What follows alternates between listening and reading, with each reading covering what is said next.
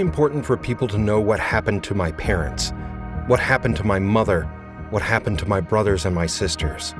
No one heard their voice. These are the words of Alicia Cohen, an Iraqi Jew and victim of Saddam Hussein's brutal regime.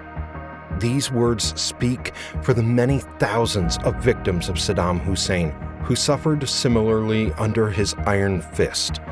Today, we will uncover some of the worst atrocities committed under his brutal regime. Founded on Arab nationalist and socialist ideals, the Arab Socialist Ba'ath Party came to power in Iraq in 1968, establishing a one-party state. It emphasized modernization and religious secularism. By the time Saddam Hussein took control in 1979, the party had already consolidated significant authority, but his leadership marked a shift toward even greater brutality as he used the party's mechanisms to cement his absolute rule.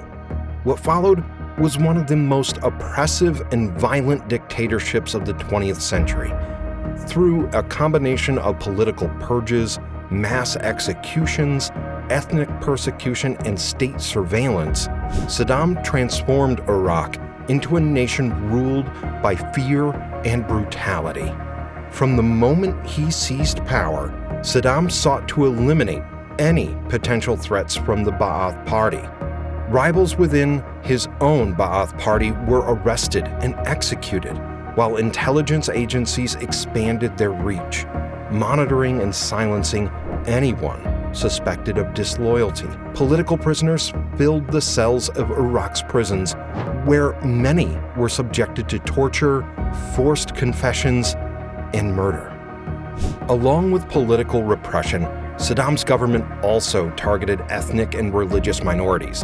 The Kurds, Shia Muslims, and other groups faced systemic persecution, displacement, and mass killings.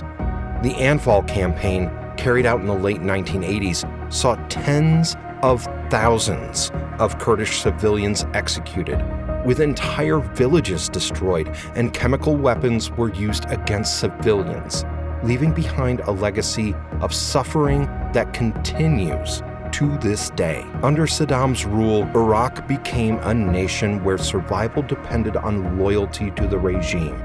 Dissent was met with imprisonment, torture, or death, and entire communities were crushed under the weight of his authoritarian rule.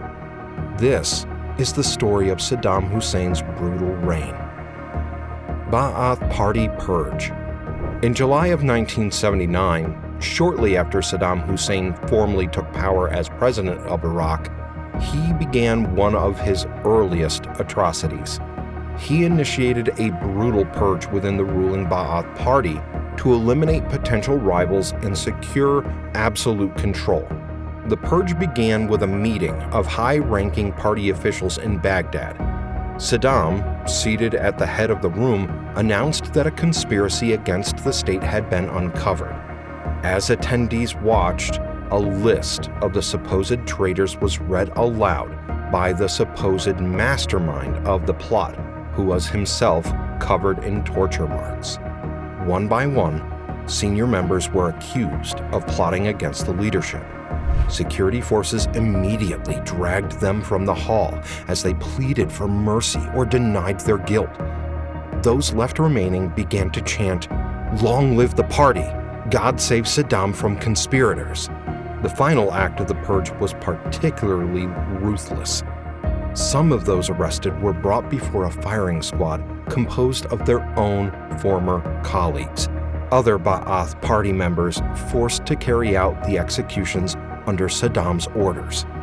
In total, 21 senior officials were executed, while many others were arrested. The purge sent a clear message. Loyalty to Saddam was expected of every party member, and even the highest-ranking members were not safe. This event solidified his dominance over Iraq, establishing the climate of fear and brutality that would define his rule for the next 2 decades. The Iran-Iraq War. The Iran-Iraq War was one of the longest and most brutal conflicts of the 20th century. lasting from 1980 to 1988. It was marked by trench warfare, massive casualties, and the widespread use of chemical weapons, particularly in Iraq. The war began when Saddam Hussein ordered an invasion of Iran, seeking to exploit the chaos of the recent Iranian Revolution. However, the conflict quickly turned into a prolonged and devastating war of attrition. Facing stiff Iranian resistance, Iraq resorted to chemical warfare on a scale not seen since World War I. Mustard gas, sarin, and other nerve agents were deployed against Iranian troops, particularly in the latter half of the war. Iran's human wave attacks, where large numbers of poorly equipped soldiers were sent to breach Iraqi defenses, became prime targets for these chemical bombardments. Victims suffered horrific effects such as severe burns, respiratory failure, blindness, and even long-term neurological damage. One of the worst chemical attacks occurred during the Battle of Al-Faw in 1986, when Iraqi forces unleashed mustard gas, causing mass casualties amongst Iranian troops. Thousands of soldiers died, while many more were left with lifelong health complications. Iran's medical system struggled to cope with the influx of chemical weapon victims, many of whom endured chronic lung diseases, cancers, skin problems, and eye damage. Syed Nasser Ahmadi, an 18-year-old Iranian soldier, recalled his experiences clearly. During a September morning in 1997, he drove a battered Land Rover away from a battlefield in northwestern Iran. In the back, 4 wounded soldiers moaned in agony as they vomited and coughed. Their breathing was a deep, rattling wheeze, a sound that haunted Ahmadi long after that day. "I'll never forget the sound," he later recalled.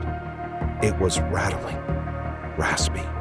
The soldiers were concerned, unsure of what was happening to them. They shivered in the morning cold, so Ahmadi rolled up the window to keep them warm. That was when he noticed a harsh chemical stench coming from their uniforms. The enclosed space quickly became unbearable, and Ahmadi began feeling nauseous and dizzy. But he kept driving, pushing through the sickness until he reached the hospital in Nagada. Once there, he turned to wake the nearest soldier. His face and hands were covered in swollen, yellow blisters. He would not wake. The hospital aide rushed to help, and together they lifted the young man from the vehicle. As they moved him, one of the blisters on his arm burst, splattering Ahmadi's hand with fluid. Some hours later, Ahmadi's own skin began to blister and bubble up. The impact of Iraq's chemical attacks extended well beyond the battlefield. Iranian civilians were also targeted, suffering exposure that led to long-term health problems. Even decades after the war's end, many survivors to this day still suffer from lung diseases and weakened immune systems. Birth defects and genetic disorders linked to chemical exposure have been reported in the children of affected veterans and civilians.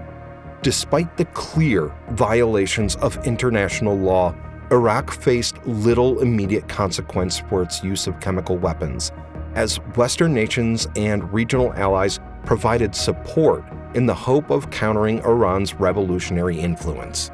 Only years later did the full scale of Iraq's chemical warfare become widely acknowledged, leaving a lasting mark on the region. Dujal Massacre. Saddam's wrath did not only extend to disloyal party members and enemy populations. He was just as much a threat to the innocent civilian populations of Iraq. The Dujal massacre was one of Saddam Hussein's most infamous acts of retribution, carried out in 1982 against his own citizens, following a failed assassination attempt against him in the small Shiite town of Dujal. In response, Saddam ordered a brutal crackdown that led to the arrest, torture, and execution of 150 men, women, and children. Iraqi security forces swept through Dujal and the nearby town of Badal, rounding up and arresting over 1,000 residents, including children. Those who were not executed were eventually taken to secret detention centers in the desert, where they often suffered torture and interrogation, with more than 40 dying as a result. 7 years after the massacre, a group of 10 children who had been arrested were ordered to be executed by the Mukhabarat, the Iraqi secret police. 20 years later, after the American invasion, many of those detained were still missing, their fates unknown. The Dujail massacre would end up being the main crime for which Saddam was tried and sentenced to death. Mustafa Hassan Ali al-Dujaili was only 14 when Saddam's men came to his village of Dujail and killed and arrested a number of his neighbors and relatives. Speaking years later during Saddam's trial, he declared, "My family and I and almost all Iraqi people hope Saddam will be executed. He is a killer. He likes blood." Anfal Campaign. The Anfal Campaign was a brutal ethnic cleansing operation carried out by Saddam Hussein's regime against Iraq's Kurdish population in 1988. Named after the Islamic term meaning spoils of war, the campaign was officially aimed at crushing Kurdish resistance during the Iran-Iraq War. However, in reality, it was a systemic attempt to eradicate Kurdish identity, something that had occurred previously over half a century prior. Led by Saddam's cousin, Ali Hassan al-Majid, later known as Chemical Ali, the campaign involved a series of military operations targeting Kurdish villages, particularly in northern Iraq. Villages were burnt to the ground, and entire communities were killed or forced to leave. The Iraqi government sought to replace the Kurdish population with Arab settlers, a policy of Arabization designed to weaken Kurdish claims to autonomy and allow easier access to the oil-rich areas of northern Iraq. Those who resisted were deemed enemies of the state and marked for extermination. One of the most notorious aspects of the Anfal campaign was the use of chemical weapons. In March 1988, Iraqi forces launched a gas attack on the Kurdish town of Halabja, releasing mustard gas, sarin, and other lethal agents. Within hours, around 5,000 civilians, including women and children, lay dead in the streets, while 10,000 more were injured. Survivors suffered severe burns, blindness, and long-term respiratory illnesses. Beyond Halabja, Iraqi forces carried out mass executions of Kurdish civilians. Thousands were rounded up and shot and buried in unmarked mass graves. Women and children were sometimes separated from the men and sent to live in isolated rural areas where they struggled with harsh, unforgiving conditions. By the end of the campaign, an estimated 50,000 to 100,000 Kurds had been killed, while hundreds of thousands were displaced. Ali Hama was one survivor of Saddam's genocidal campaign, who stood as a witness at Saddam Hussein's criminal trial. One evening, he experienced the bombing of his village. He had seen airstrikes before, but this time, something was different. The bombs dropped, but instead of the deafening explosions he had come to expect, the blasts were quiet. A green smoke began to rise, and the air had an unpleasant smell, something between rotting apples and garlic. Within minutes, people around him began to vomit uncontrollably, and their eyes turned red. Hama's own vision blurred, and panic set in as people screamed for help, but there was none to be found. He said of the event, "We were blind, we were screaming. There was no one to rescue us. Just God." This attack was just the beginning. Those who survived the chemical bombardment were later rounded up by Iraqi troops. The men were forcibly separated from the women and children. Hama was taken to an interrogation room where he was confronted by an Iraqi official. He did not forget the words that followed. The official looked at him and said, I want to skin you. Hama was one of the lucky ones. He lived, while thousands did not. The Anfal campaign sought to erase Kurdish identity through forced displacement and the destruction of Kurdish communities. Decades later, survivors like Hama still carry the scars, both seen and unseen, of Saddam Hussein's attempt to exterminate the Kurdish people. Downfall. For over 2 decades, Saddam Hussein ruled Iraq with fear, silencing opposition and persecuting minorities. His reign ended in 2003 with the US-led invasion, forcing him into hiding. Months later, he was captured near Tikrit in an underground bunker, tried, and executed in 2006. Yet, his shadow lingers. The power vacuum left behind fueled ongoing violence and instability, and even today, Iraq grapples with unrest and corruption. His fall marked the end of an era, but not the end of its consequences.